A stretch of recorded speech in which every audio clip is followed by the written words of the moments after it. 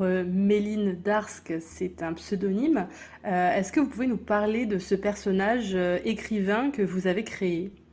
Effectivement, Mélène Darsk est un pseudonyme. J'ai choisi l'anonymat pour diverses raisons. La première, j'ai 3 enfants et quand j'ai commencé à écrire des récits érotiques, ils n'avaient ni l'âge de me lire et encore moins d'accepter ou de devoir subir certains regards ou certaines remarques par certains lecteurs ou certaines personnes qui connaissent mal ou peu ce monde-là.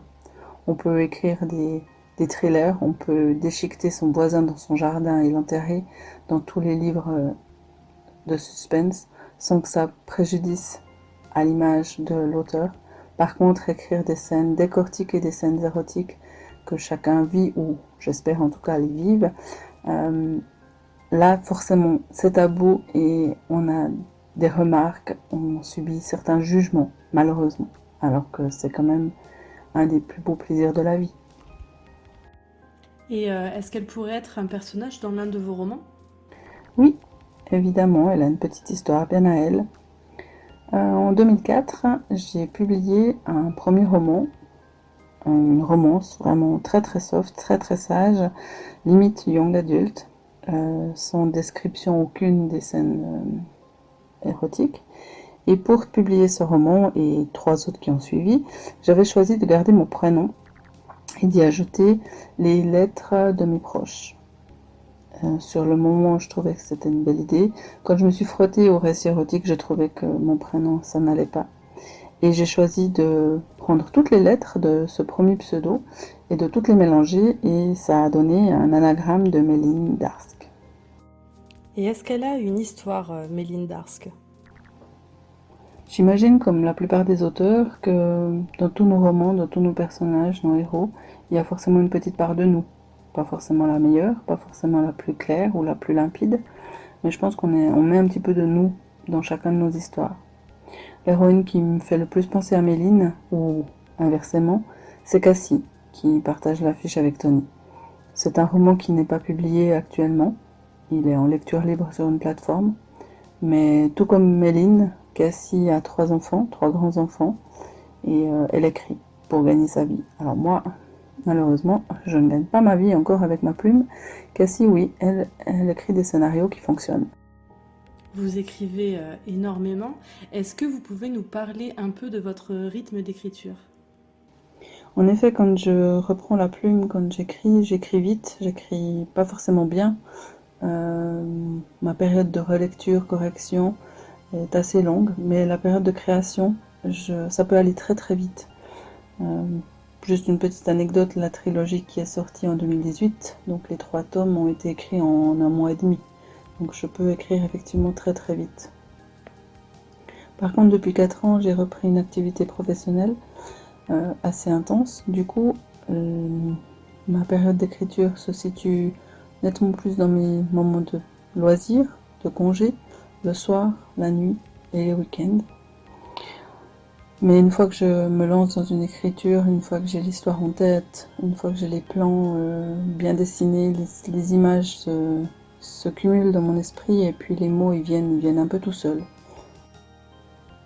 Actuellement, je dois bien avouer que, à part les appels à texte ou quelques défis sur certaines plateformes, j'écris peu, pas assez à mon goût, pas assez pour me sentir bien. Mais voilà, le quotidien fait que je me consacre plus à la relecture d'anciens textes qui, je l'espère, verront une fois le jour en format broché et e-book pour que mes lecteurs puissent les avoir dans leur bibliothèque. Et moi aussi d'ailleurs, j'adore ça. Au niveau de mon rythme d'écriture, ou plutôt du nombre de mes romans, c'est vrai que j'ai eu une période vraiment très prolixe. J'ai écrit 17 romans en 3 ans. Donc ça fait vraiment un rythme effréné. Je les enchaînais l'un après l'autre. J'avais l'impression d'avoir toujours une nouvelle histoire à raconter, des nouveaux héros à faire vivre. Chose qui me manque un petit peu en ce moment. Mais voilà, ma vie a changé et mon écriture également. Est-ce que vous avez une recette, un plan pour écrire un bon roman d'amour? Pour moi, la première des qualités d'un bon roman, c'est la cohérence.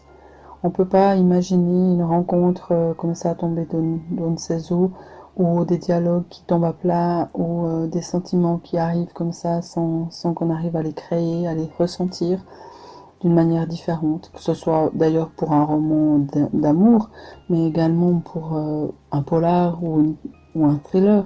Il faut vraiment que la cohérence soit partout dans le récit. Ensuite, évidemment, l'émotion. Ça, c'est primordial, surtout dans un roman d'amour. Il faut que le lecteur puisse s'identifier aux personnages, que ce soit les personnages agréables, gentils, ou les personnages méchants. Il faut vraiment que le lecteur il s'y retrouve, il puisse s'identifier à certains d'entre eux, qu'il puisse reconnaître leurs réactions, reconnaître leur vie, leur manière de faire, même si certaines fois il y a des interrogations où on réagirait d'une manière totalement opposée. Il faut absolument que le lecteur puisse s'identifier au personnage. On a tous l'impression d'écrire le roman de notre vie, l'histoire qui n'a jamais été écrite, etc. Ce qui est forcément faux, puisque tous les sujets ont déjà été traités. Mais par contre, c'est la manière dont on le traite, c'est le choix des mots, le choix des phrases, qui fait que notre roman sera peut-être un petit peu différent de celui d'un autre auteur. Quand on me pose cette question, je réponds souvent que j'écris ce que j'aurais envie de lire, ce que j'aurais envie de voir au cinéma. Je pense qu'un lecteur y ressent le plaisir que l'auteur a eu à écrire telle ou telle scène. Et ça m'arrive aussi de pleurer en relisant certains de mes textes. J'imagine que mes lecteurs identifient un peu plus l'émotion. J'espère pouvoir la transmettre à ce moment-là. Est-ce que vous pouvez nous parler de l'écriture de Décollage sans bagage? Comment est-ce qu'il est né et quelles ont été vos inspirations? Décollage sans bagage, effectivement, est une histoire un petit peu particulière par rapport à mes autres romans. À l'époque, j'écrivais sur une plateforme qui aujourd'hui n'existe plus et j'avais une certaine communauté qui me suivait. Après chaque publication de chapitre, après chaque histoire, j'avais passablement de communication avec les lecteurs, que ce soit en privé ou en public. Et donc, pour cette nouvelle romance, j'ai eu l'idée de les faire participer. Alors, j'ai mis au concours le choix des prénoms, le choix du lieu, le choix du nom du bar, la profession de Kate, la profession d'Alessandro, etc. Et puis, gentiment, le roman s'est construit comme ceci, à force de discuter, de faire des propositions au lecteur. Ça, c'était évidemment le premier jet. J'ai d'ailleurs terminé l'écriture du roman sans leur poser beaucoup plus de questions parce qu'avec les vacances d'été, ils étaient plus très nombreux à participer. Voilà. Donc ça, c'est le premier jet, il est sorti comme ceci. Forcément, j'ai gardé des éléments pour leur rendre des petits clins d'œil à mes premiers lecteurs. Voilà comment est né Décollage sans bagage. Quant à l'inspiration, elle vient de partout. Peu importe, ça peut être une image, ça peut être un son, ça peut être une conversation entendue dans un transport en commun, ça peut être une nouvelle au téléjournal, ça peut être un article de presse, ça peut être même une scène dans un film ou une scène secondaire, un passant qui heurte un poteau, ça peut être une voiture qui dépasse une autre, ça peut engendrer plein d'histoires dans ma tête. Je sais qu'on est nombreux et nombreuses à fonctionner de cette manière. En fait, l'inspiration est vraiment... Elle se nourrit de tout et de n'importe quoi. Alors on voit que dans le roman, le personnage d'Alessandro, il a vraiment des pensées qui sont vraisemblables, qui sont crédibles. Comment est-ce que vous arrivez à vous glisser dans la peau d'un personnage masculin pour le faire parler à la première personne? J'ai beaucoup d'histoires, beaucoup de romans où les deux personnages principaux parlent, se donnent la réplique, comme on pourrait dire. J'adore cette manière de faire. Je trouve que quand il n'y a qu'un seul point de vue, il nous manque justement toutes les pensées de l'autre personnage. Parfois, c'est aussi un petit peu frustrant, parce qu'on est obligé qu'il y ait toujours un des deux personnages qui assiste à une scène. Il ne peut pas y avoir un point de vue narratif. Mais voilà, c'est quelque chose que j'apprécie énormément. Comment j'y arrive, ça reste une question... c'est pas un secret, hein, je sais pas, je pense que j'ai une certaine sensibilité, je pense que je me suis entourée de personnes qui peuvent me guider aussi dans ce genre de choix, dans ce genre de choses. J'ai notamment quand même 3 enfants, dont 2 garçons, qui sont de jeunes adultes et qui ont leurs propres émotions, leurs propres réactions. Mais c'est vrai que parfois je leur pose la question un petit peu, sans leur dire que ce sera dans un roman, mais voir comment eux ils réagiraient dans telle ou telle situation. J'ai également un mari qui n'est absolument aucun de mes personnages distincts, mais qui a des réactions qui pourraient être semblables à certains héros. Et puis surtout, j'ai deux amis, de très fidèles amis lecteurs depuis de très nombreuses années, qui me suivent, qui ont lu mes premiers textes, qui me corrigent et qui notamment corrigent les réactions masculines, en me disant non, non, un homme il réagirait pas comme ça. L'avantage avec ces deux hommes, c'est que ils ont des parcours de vie très différents et ils ont des âges différents aussi. Ça aide aussi pour certaines réactions, notamment face à la vie, face à l'amour, face aux femmes et à certaines réactions qu'un homme pourrait avoir ou non. Je suis aussi quelqu'un de très sensible, de quelqu'un qui n'amuse pas la galerie en société, mais par contre qui l'observe, qui l'admire ou qui la juge.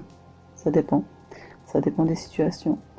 Et je suis très attentive aux réactions de chacun, aux émotions des autres. Et je pense que tout ça, ça me nourrit pour créer mes personnages et les rendre le plus crédible possible.